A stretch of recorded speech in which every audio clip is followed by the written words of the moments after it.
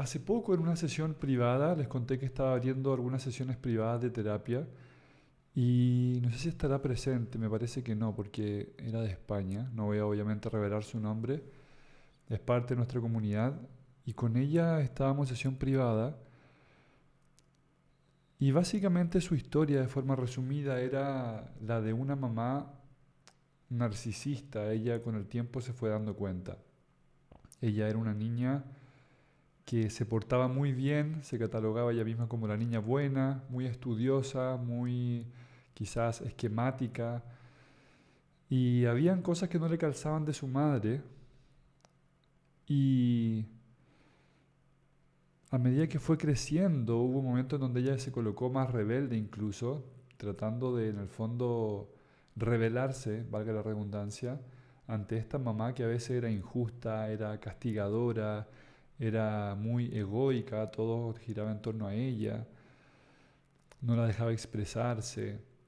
Ella vivía, según su descripción, en modo alerta, asustada, tratando de observar incluso los distintos cambios de rostro en su mamá para poder prever si es que ella se iba a enojar o la iba a castigar, a veces, la mayoría de las veces, injustificadamente.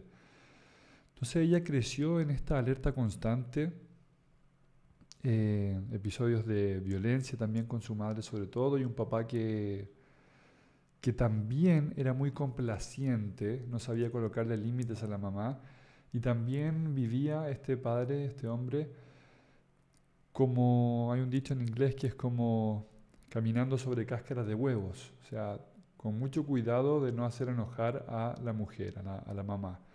Entonces obviamente también ella, siendo niña, en nuestro ánimo de niños que es sobrevivir, o sea, lo consideramos una amenaza a una mamá de ese tipo, en nuestro inconsciente, nuestro cuerpo también, o sea, está estresado y se va a manifestar de muchas formas de niño y nos va a arrastrar aspectos de la salud cuando somos adultos. Y ella fue adoptando esta estrategia de ser también muy complaciente, de aceptar, de callar, de reprimir sus emociones, porque en el fondo vio que era lo que hacía su padre también y de alguna u otra manera le resultaba, o eso ella pensaba.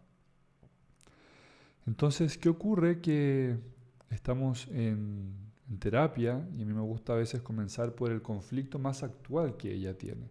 Esto es algo del pasado, de su infancia, podría ser la raíz de muchos de los conflictos que tiene ahora. Y entonces empezamos a hablar del presente y su mayor conflicto era un divorcio que estaba atravesando hace muy poco tiempo. Tenía un matrimonio más de 10 años, tenían un hijo y ella, su mayor problemática era que él era muy poco expresivo emocionalmente. Me daba el ejemplo concreto de que en una fiesta con amigos, ellos no salían tanto, pero en una se dio una ocasión que fueron a una fiesta, se arrendó una casa, fueron a compartir con amigos y su esposo simplemente se aisló completamente, se fue a una parte donde estaba la chimenea y no se movió de ahí. Y ella iba y le decía, amor, vamos a bailar o ven a compartir, ¿qué te pasa? ¿Está bien? Y él, muy racional, según ella describe, siempre hay dos partes de la historia, pero yo estoy haciendo su relato de todas formas. Él, muy racional, simplemente no, tengo frío, quiero estar acá. Y eso a ella le chocó mucho, ya había ella tenido otros episodios quizás similares donde él no le gustaba sociabilizar o era más cerrado o poco emocional, expresivo, pero esto a ella lo marcó mucho y se generó una discusión, etcétera. Tomó terapia de pareja, pero no lograron ver qué estaba pasando más en profundidad. Los años fueron pasando, estamos hablando más de 10 años de matrimonio, y en algún momento ella comienza a darse cuenta a través de la lectura de un libro y información que fue recopilando, que según ella, y esto nuevamente, o sea, es su versión, siempre hay dos versiones de las historias, pero no quiero decir que es mentira, pero tampoco podemos afirmar que es completamente verdad, sino que tendríamos que analizar cada percepción, siempre, y ahí podemos construir a veces una realidad más acabada. Pero lo que ella percibía y fue llegando a una conclusión de que él quizás tenía Asperger, que es un grado de autismo, porque él era muy inteligente, muy racional, le hizo un test como de coeficiente intelectual, habilidades cognitivas, sacó muy alto, y un amigo que ella conoció, él era reconocido, él mismo se reconocía como Asperger, le empezó a recomendar este libro, etcétera. Y entonces ella llegó a la conclusión y es como que todo le empezó a hacer sentido, ¿cierto? Cuando tú dices, wow, o sea, todo esto que leo me calza y ahora me doy cuenta y entiendo por qué mi marido era así. Tenía esa sensación ella. Y se lo empezó de a poco a tratar de compartir al marido, pero esto comenzó a generar una defensa en él, como sentirse quizás atacado, sentirse, yo puedo interpretar que no aceptado, no amado, o sea, me estás como juzgando quizás. Y todo esto comenzó a llevar un mayor alejamiento y llegó a un punto donde ya queriendo llevar esta conversación a un siguiente nivel, como resolverla ya más definitivamente, él de una manera muy rápida y muy racional, fiel a lo que ella explicaba que era su estilo, le dijo, sin darle muchas vueltas, ¿sabes qué? Yo no veo que no puedo otorgarte, no puedo darte, no puedo brindarte lo que necesitas y creo que es mejor que dejemos nuestra relación hasta acá. Estamos hablando de un matrimonio de más de 10 años, estamos hablando de que un gran problema que tenía ella era que ellos no podían como discutir, era como discutir con una pared, porque era muy racional o a veces muy poco expresivo, entonces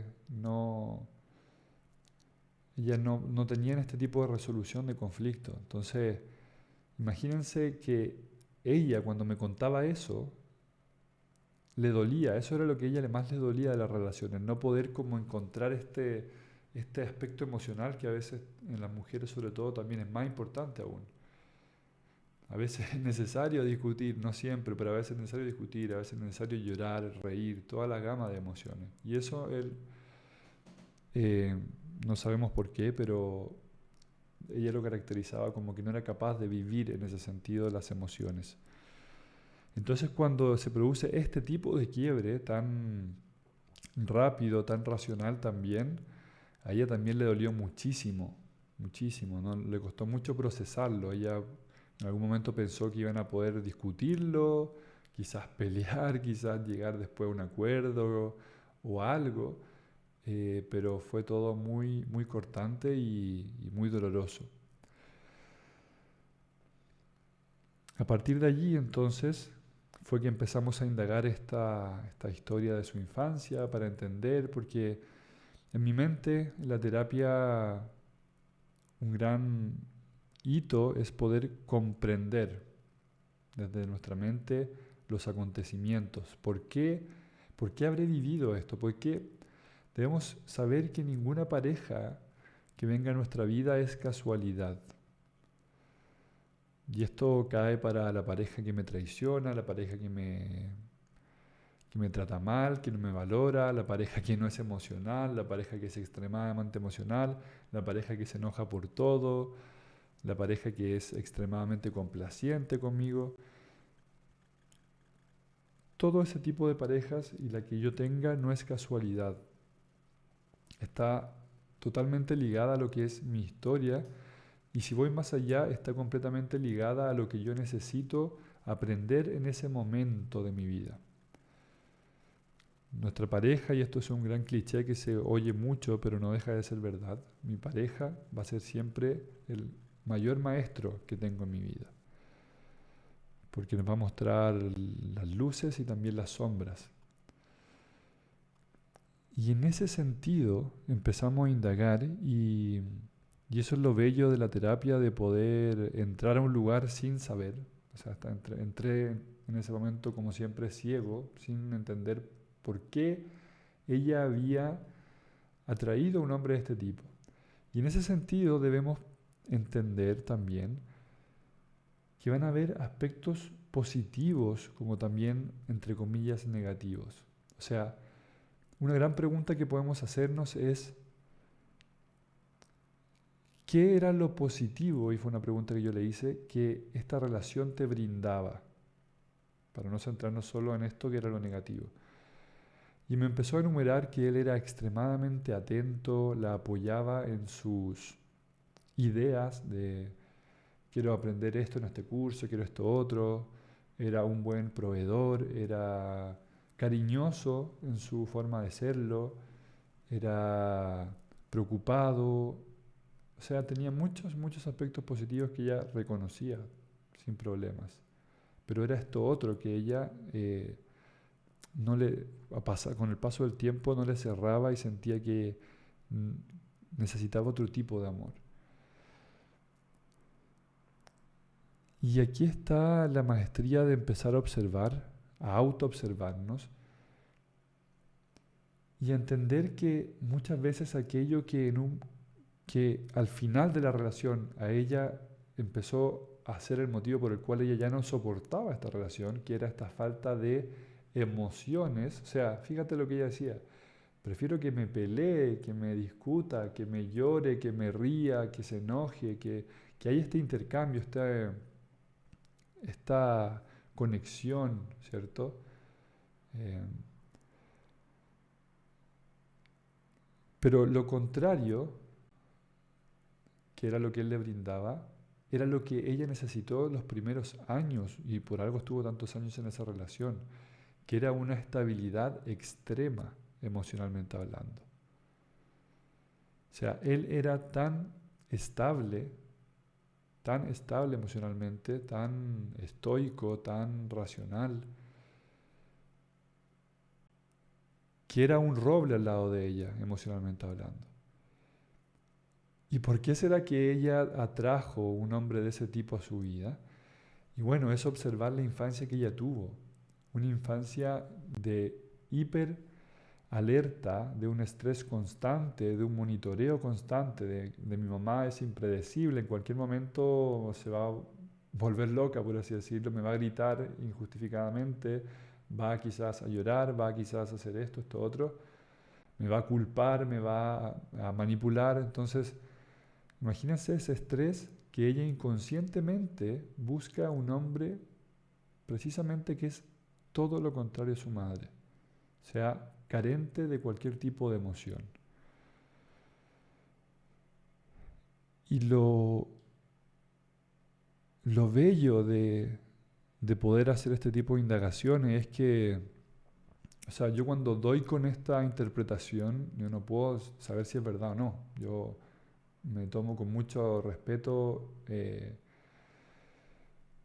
la, el permiso de poder ofrecerlo a la persona, y un gran indicativo que me dice si más o menos por ahí va la cosa es muchas veces los gestos, el lenguaje no verbal, que en su caso cuando se lo planteé fue emocionarse mucho, se puso a llorar profundamente porque es como esos puntos cuando logramos ver un aspecto que no nos habíamos dado cuenta y que no hace tanto, pero tanto sentido que no podemos evitar que una emoción se desborde. Y, y esto no termina acá, porque ahora ella me contaba que había terminado el matrimonio, no recuerdo bien, pongámosle que 4 o 5 meses, y en el trabajo se había enganchado, así dijo ella, con un colega que también justo estaba terminando hace poco una relación. ¿Y cómo se imaginan que habrá sido en el aspecto emocional este colega con el cual ella se enganchó? ¿Habrá sido igual que el marido, muy estable? ¿Qué dice Estefan? No, no, ¿cierto? A veces nos vamos moviendo de un extremo al otro. Nos vamos moviendo de un extremo al otro, exactamente. Y él era una montaña rusa de emociones.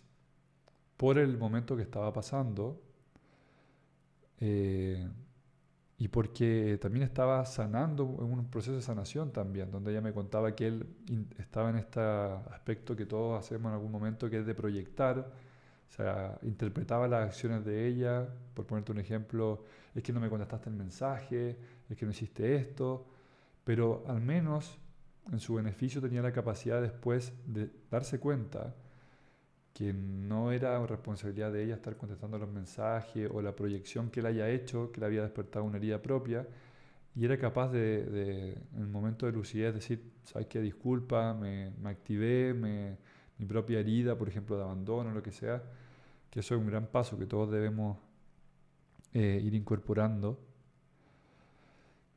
Pero en definitiva era este vaivén, esta montaña rusa de emociones.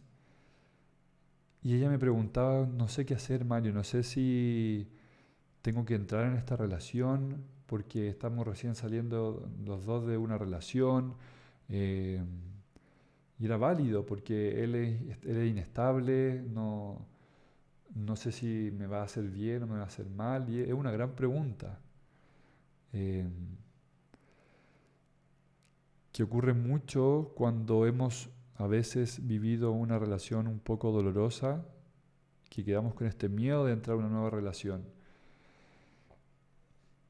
Y hoy día hablaba con un amigo respecto a estas enseñanzas que a veces nos da la vida, que podemos leer todos los libros que queramos, escuchar podcast, escucharme a mí, a quien sea, pero a veces necesitamos jugar el juego de la vida.